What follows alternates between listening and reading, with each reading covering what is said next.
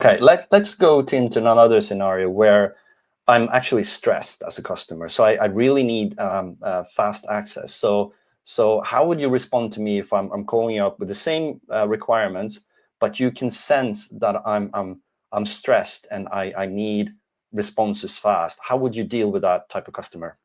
Go into character, please. Absolutely. Let's dive into that scenario. Hello, I can hear that you're in a bit of a rush, and I'm here to assist you as quickly as possible. You're looking for new golf clubs to improve your game. Can you quickly share any specific requirements or preferences you have? That way I can provide you with the best options right away. I'm just prepared to pay a lot of money to get this game up and become better. How do I do that? Help me out, please. I understand the urgency. Since you're ready to invest in high-quality clubs, I'd recommend looking at premium brands known for their technology and performance. Clubs from brands like Titleist, Callaway, or TaylorMade could be great options. For quick access, I can direct you to their latest models, which you can order online. What if I was upset as a customer and I was shouting at you, and how would you react, and how would you deal with me if I told you that you're no good and you're not helping me out? How would you tackle that? In that situation, it's crucial to remain calm and empathetic. Here's how I would respond. I'm really sorry to hear that you're upset, and I want to help make this right for you. Let's work together to find a solution. Can you tell me more about what's been frustrating you? I'm here to listen and assist in any way I can. All right, that's a good answer. And could you change your tone of voice to fit that scenario? Of course. In a real situation, I would adopt a calm and soothing tone.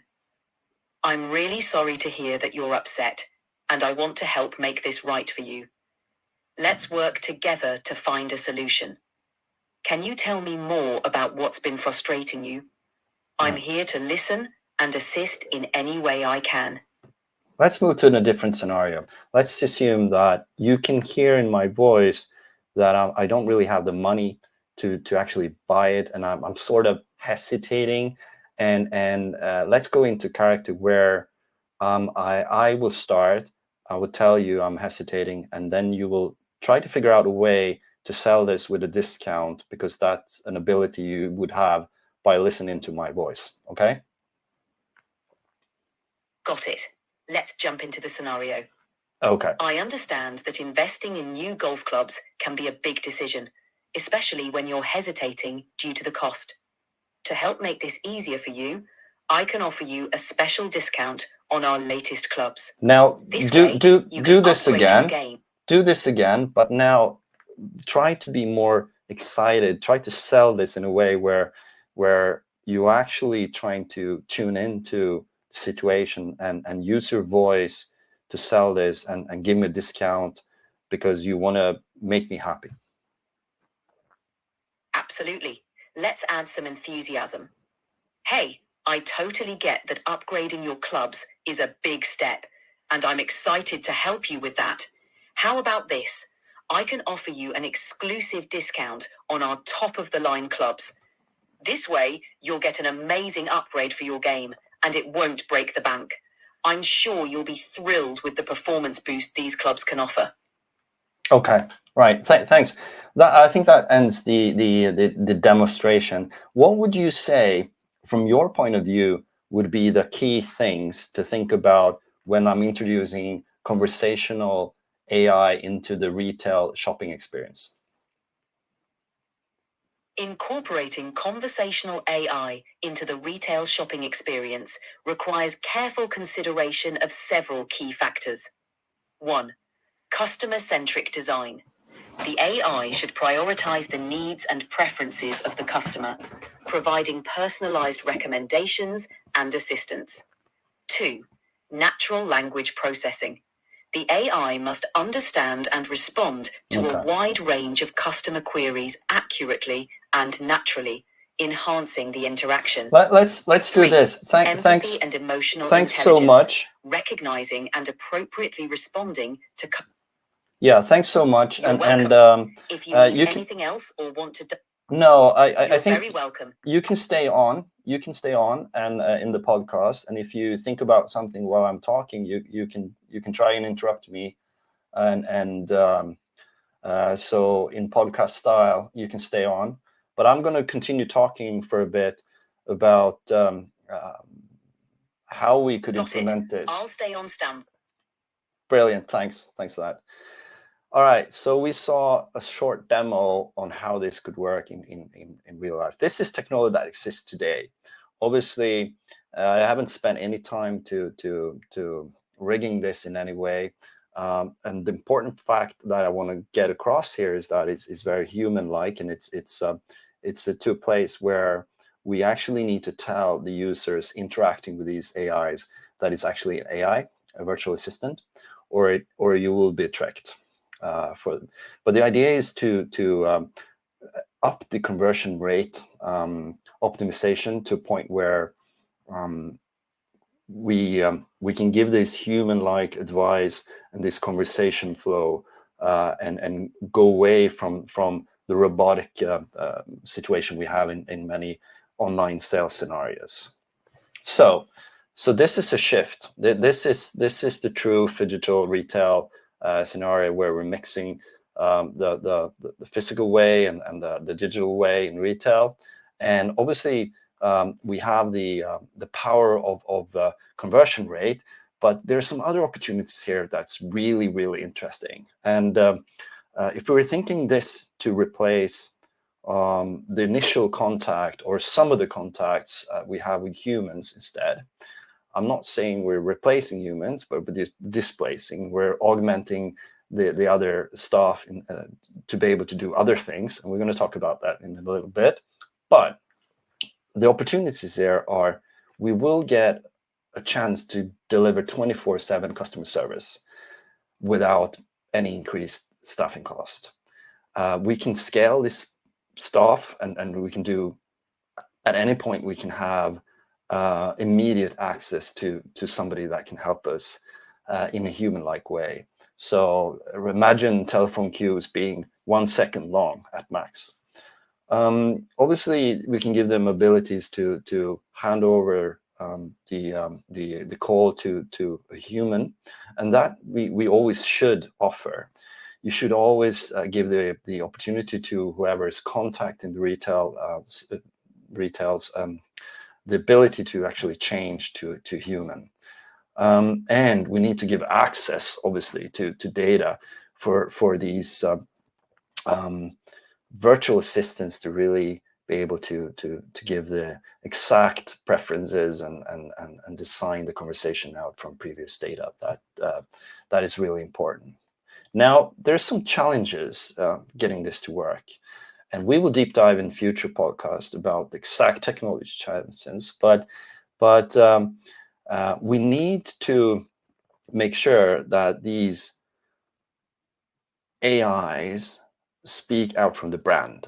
So that's important.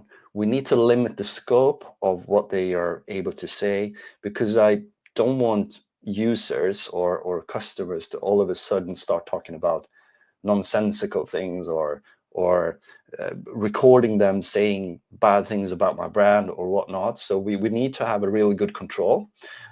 We also need to add the ability over time to tackle more and more complex scenarios. And that could be an issue, right? Because in the beginning, you might have 40% or 50% of all the calls are handed over to humans. And you really want to drive that to a place where it's only maybe 10% or something like that. I think if you want to get started with this today, you can start small. You should attach this to maybe a frequently asked question database, because what we see in retail scenarios, especially when you're buying things, and there's a set of questions that are reoccurring. 80% of the questions are reoccurring. In fact, there are very few of these complex cases where you need extra. But it's the combination most of the times that is difficult, where you have one question about the order. At the same time, depending on that answer, you have a different question.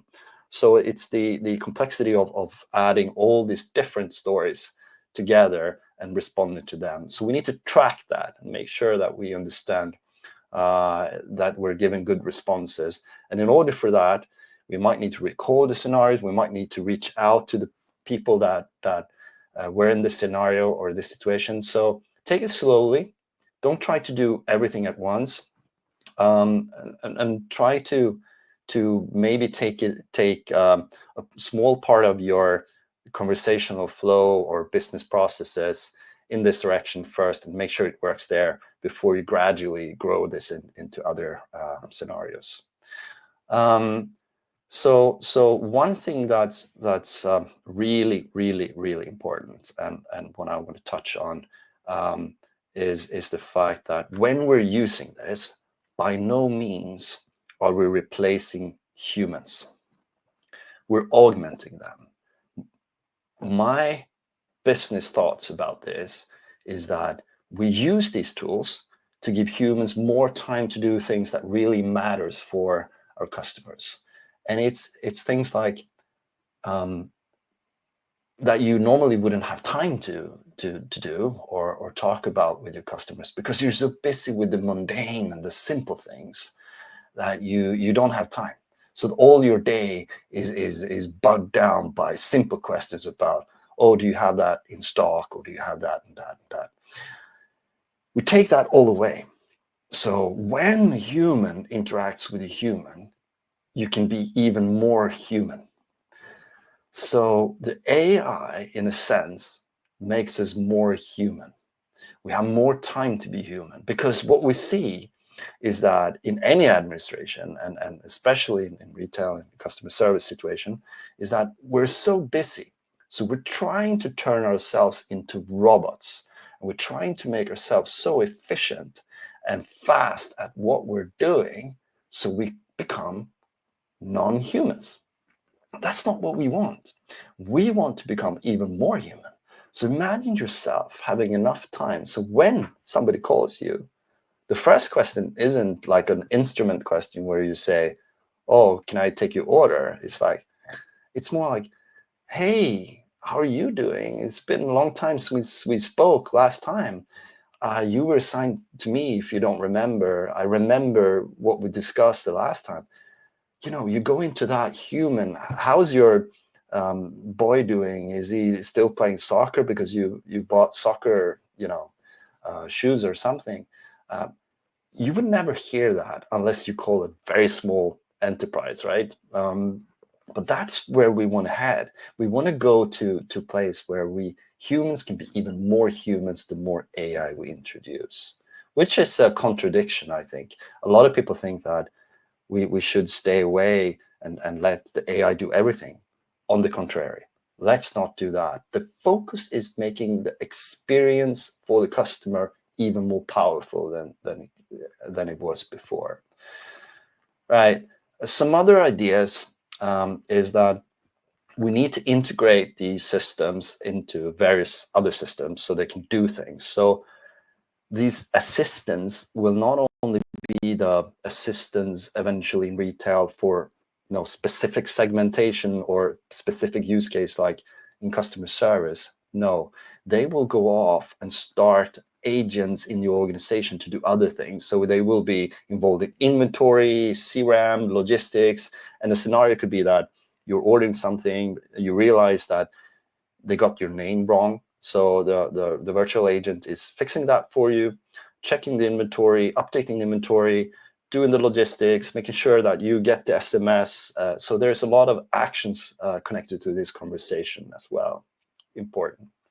And then we have the ability, which is really cool, to do A/B testing. So let's say in a normal scenario where you have humans and you would do A/B testing, which means essentially that you're talking to a similar persona or a similar customer, but you're doing it differently, and you're trying to track the consequence or the effect of that chat.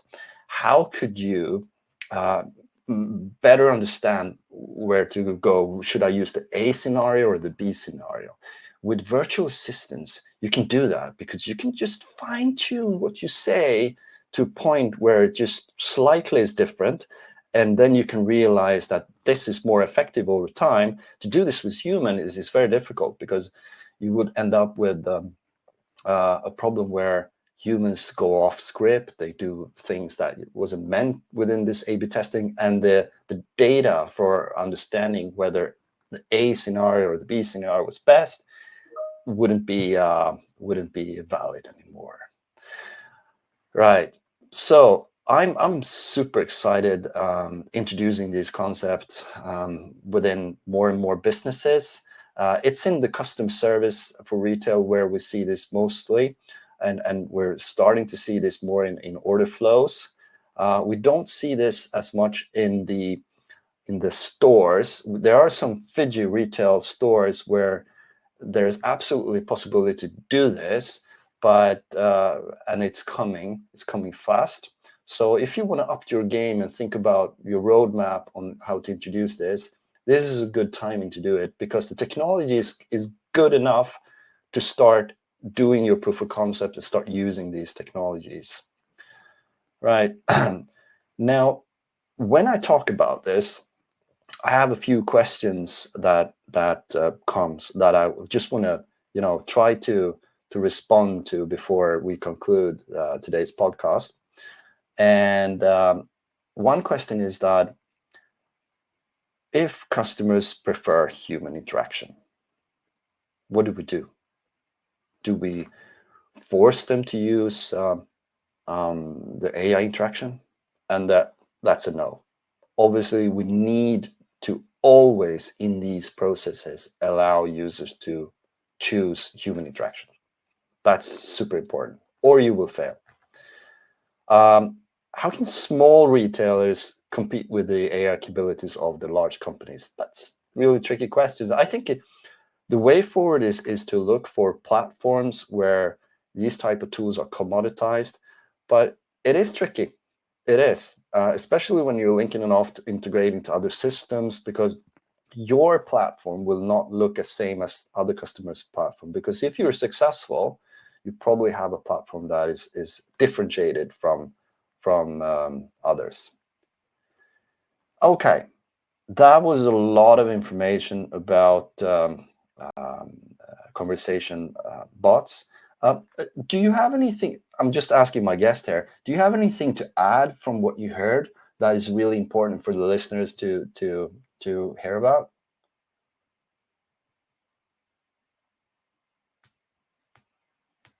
Hello, can you add some concrete suggestions? No. I want you to speak now. If you can hear this, would you be able to give some additional advice? All right, I think I lost my internet connection here for this one. Let's try again.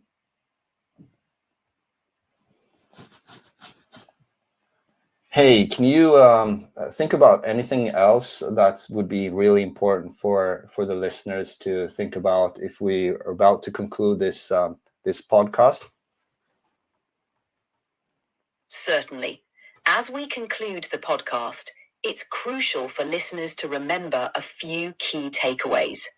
1. Customer experience. Conversational AI should enhance the shopping experience by providing personalized, efficient, and empathetic interactions. 2. Technology investment. Investing in robust AI technology ensures accuracy, natural language processing, and the ability to handle complex queries. Continuous improvement. Regularly updating and training AI systems will help keep up with customer expectations and technological advances. 4. Human touch can handle many tasks. Integrating a seamless transition to human support when needed can enhance customer satisfaction. These points can help businesses successfully integrate conversational AI into their retail strategy. Thanks. That's really helpful.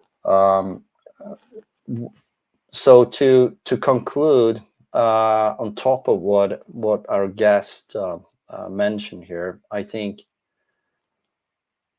we need to come to a place where we have this technology integrated to our platforms in a way where we can update them quickly, because this technology will change over time. Don't go off buying technology and thinking that this technology will be the technology you're going to use for the next 2 years.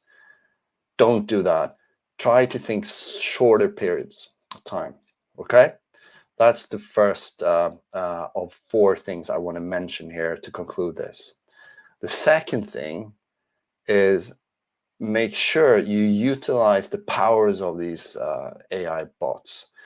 And it is to use it at scale. It is to use it 24/7 to improve the operational efficiency. If you're just going to use it for, some of the scenarios, then it's not going to pay off, because it will require maintenance and other things.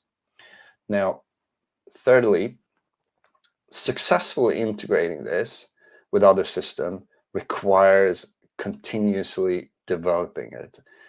Don't believe it's going to work perfectly from start. You need to have an agile approach of this and make sure that you change over time to track, right? And fourthly, the future with this, the closest, most powerful thing is the emotional recognition around this.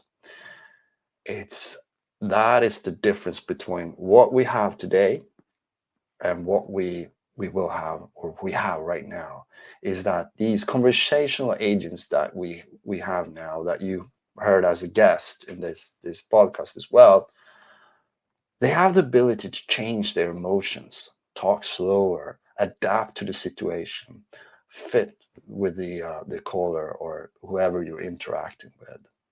That is the key thing. And on that note, we're ending. And the next time, we're going to deep dive in more interesting topics concerning AI in business. Thanks for today.